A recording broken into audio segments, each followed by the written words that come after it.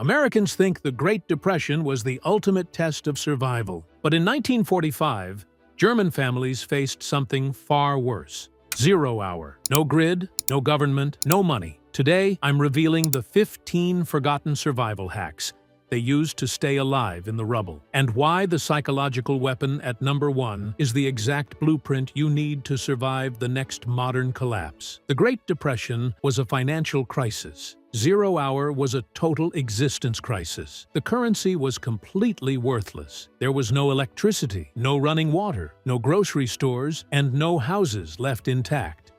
Entire cities were reduced to ash and brick.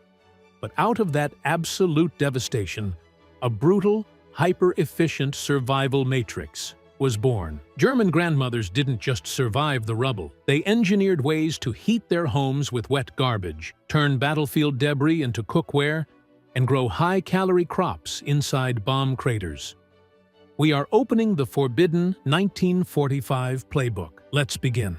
Number 15. The Mucke coffee illusion. When supply chains collapse, morale is the first thing to die. Real coffee vanished from Germany in 1939. To survive the psychological grind of the rubble years, they engineered Mucke, a completely grid-free ersatz coffee. Instead of imported beans, they foraged acorns, chicory, and dandelion roots. They chopped them, roasted them over an open fire until they were charred black, and ground them into a coarse powder. When brewed, it produced a dark, bitter, hot liquid that perfectly mimicked the psychological comfort of coffee, while actually delivering a massive dose of wild vitamins. The off-grid takeaway? Stop relying on imported caffeine. If you know how to roast the roots and seeds in your backyard, you can manufacture your own morale when the supply lines freeze. Fake coffee is one thing, but what happens when you have zero coal and winter is coming? That brings us to Trick 14. Number 14. The newspaper briquette matrix. In the winter of 1945, firewood was gone, and coal was practically a myth. If you couldn't generate heat, you froze. So, German families turned trash into thermal energy. They gathered every scrap of waste paper, cardboard, and sawdust they could scavenge. They soaked it in water until it turned into a thick mush, then pressed it inside handmade wooden molds to squeeze out the moisture. Once dried in the summer sun, these paper briquettes turned as hard as wood. They burned slow, hot, and long in a parlor stove. Modern survivalists stockpile expensive propane. 0 hour grandmothers proved that as long as you have waste paper and water, you have infinite winter fuel. Number 13. The kitchen rabbit protocol. Try keeping livestock in an apartment today, and your landlord will evict you. In 1945, if you didn't have urban livestock, your family starved. But you can't hide a cow or a pig in a bombed-out apartment. The solution was Stallhasen, kitchen rabbits. Rabbits are the ultimate crisis livestock. They are completely silent, require almost zero square footage, and they breed at an explosive rate. Most importantly, they don't compete with humans for calories. German families fed them potato peels, weeds, and grass scavenged from the ruins. Micro-livestock is the ultimate stealth food supply. You don't need acres of land to secure your protein. You just need a wooden box and vegetable scraps. Number 12. The helmet to skillet forge. When factories are bombed into dust, you can't just buy a new cooking pot. You have to harvest the battlefield. 0 hour, Germany was littered with millions of abandoned military steel helmets. German blacksmiths and desperate grandfathers gathered them, cut off the brims, and hammered the hardened steel flat. They welded simple iron handles onto them, instantly transforming weapons of war into indestructible kitchen skillets and colanders. This is the ultimate law of 0 hour. Nothing has a single purpose.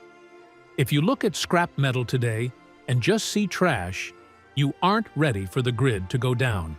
Number 11. The bomb crater garden. Think about modern gardening. You buy tilling machines, fertilizer, and raised wooden beds. In 1945, the Allied bombers did the tilling for them. Instead of seeing a destroyed street, German survivors saw freshly turned aerated soil. They utilized Bombentrichter, bomb craters, as immediate guerrilla gardens. The deep craters actually provided a microclimate that protected young cabbage and potato plants from harsh winds and late frosts. They planted right in the blast zones. The lesson? Don't fight the destruction, plant in it. True off-grid resilience means turning the scars of a disaster into high-yield, life-saving calorie farms. Number 10. The falscher Hase illusion. When meat rations dropped to a few ounces a week, serving a roast was impossible. But morale requires the illusion of normalcy. Enter the falscher Hase, the fake hare. Mothers would take a tiny scrap of minced meat and stretch it to impossible limits.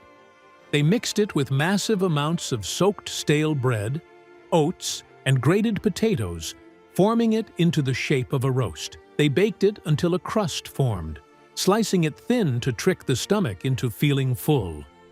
In a starvation scenario, stretching high-value proteins with cheap, heavy fillers tricks the brain's satiety signals. It was a culinary lie, but it kept millions of children alive. Number 9. The oiled paper insulation matrix. By winter 1945, almost every glass window in Germany had been shattered by shock waves. With zero glass production, how do you stop your family from freezing? They used the oiled paper hack. They took heavy paper or parchment and heavily coated it in rendered animal fat or linseed oil. The oil chemically altered the paper, making it completely waterproof and surprisingly translucent, allowing faint sunlight into the dark ruins while blocking the sub-zero winds. Modern preppers hoard rolls of plastic and duct tape. But as long as you have a scrap of heavy paper and a drop of grease, you can instantly weatherproof any broken shelter. Number 8. The wood gas vehicle hack, der Holzvergaser. Gasoline was non-existent. The pumps were dry. So German engineers bypassed petroleum entirely by strapping Holzvergaser, wood gas generators, directly to their cars and trucks. By burning raw firewood in an oxygen-starved chamber bolted to the back of the vehicle, it produced a highly combustible synthetic gas. This gas was fed directly into the engine's carburetor. You had to stop every 30 miles to shovel ashes, but it worked perfectly. Gasoline degrades and expires in less than a year. But a wood gas generator proves that as long as you have chopped wood, your vehicles never have to stop moving. Number 7. The IV soap extraction. Without commercial soap, deadly diseases like typhus ripped through a population in weeks. When the factories fell, German women looked to the walls of the ruins. They harvested Efeu, common English ivy. Ivy leaves are naturally packed with saponins, a chemical compound that foams up and strips away dirt and grease. By tearing the leaves apart and shaking them in warm water, they created an immediate, potent, biological liquid soap. You don't need a chemical supply chain to stay sanitized. True survival hygiene literally grows on trees and climbs up brick walls. Number 6. The thermal brick heater, der heiße Ziegel. How do you survive sub-zero nights when you only have enough wood to cook a single meal? You don't heat the room, you heat the human. German families utilized the heiße Ziegel method. They placed solid clay bricks near the dying embers of their cooking fire. Clay absorbs and holds thermal mass incredibly well. Before bed, they wrapped the scorching brick in thick layers of newspaper and shoved it at the foot of their beds. The brick radiated intense heat under the blankets for over 8 hours. Next time the grid goes down in winter, don't waste precious fuel trying to warm an entire house. Heat a thermal mass, trap it under your blankets, and let physics keep you alive. Number 5. The parachute wardrobe. Textile mills were gone. Clothes were rotting off people's backs. But the skies had spent years dropping thousands of yards of high-grade military textiles. German grandmothers scoured the countryside for discarded Allied and German parachutes. The parachute silk was gathered, washed, and meticulously unstitched. Out of the canvas and silk that was designed to drop soldiers into combat, women sewed winter coats, underwear, and even pristine white wedding dresses. When society collapses, military and industrial debris becomes the new fabric of life. You must train your eyes to see the ultimate symbol of wartime destruction as civilian survival gear. Number 4. The bread soup matrix, die Brotsuppe. In America, if bread goes stale, it goes in the trash. In 1945, throwing away a crumb was considered a sin. When bread became harder than a rock, it wasn't dead. It was the foundation of Brotsuppe, bread soup. They hoarded every hardened crust, boiled them in heavily salted water, added a single scavenged onion or wild garlic, and stirred until the bread broke down into a thick, heavy porridge. It expanded in the stomach, delivering every single lingering carbohydrate back into the human engine. Stop throwing away stale carbohydrates. Hardened bread isn't trash. It is a long-term storable calorie battery. Rehydrate it, and you instantly double your food supply. Number 3. The cigarette standard, the shadow economy. When the banks collapsed, the German mark became toilet paper. But human beings will always find a way to trade. Overnight, the absolute currency of the zero-hour shadow economy became the cigarette. A single cigarette could buy a loaf of bread. A carton could buy a winter coat. They were small, non-perishable, easily divisible, and universally desired. Even if you didn't smoke, you hoarded cigarettes, because they were the only physical asset that the black market trusted. If the modern digital banking grid freezes tomorrow, cash will die in a week. Barter items, tobacco, alcohol, medicine, will become the new gold. Stockpile them, even if you don't use them. Number 2. The foraging of the unkraut. Today, homeowners spend millions of dollars a year poisoning the weeds in their lawns. In 1945, those weeds were the only things keeping the population from scurvy. German survivors completely ignored the concept of Unkraut, weeds. They foraged giersch, goutweed, young stinging nettles, and dandelions.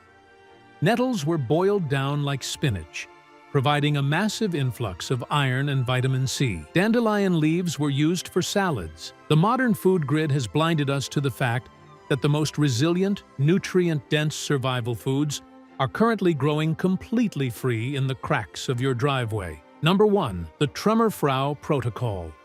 The final hack. It isn't a tool, a recipe, or a shelter. It is the ultimate psychological weapon that rebuilt an entire nation from dust. It is the Trümmerfrau Protocol. When the war ended, the men were either dead, imprisoned, or broken. The cities were oceans of brick.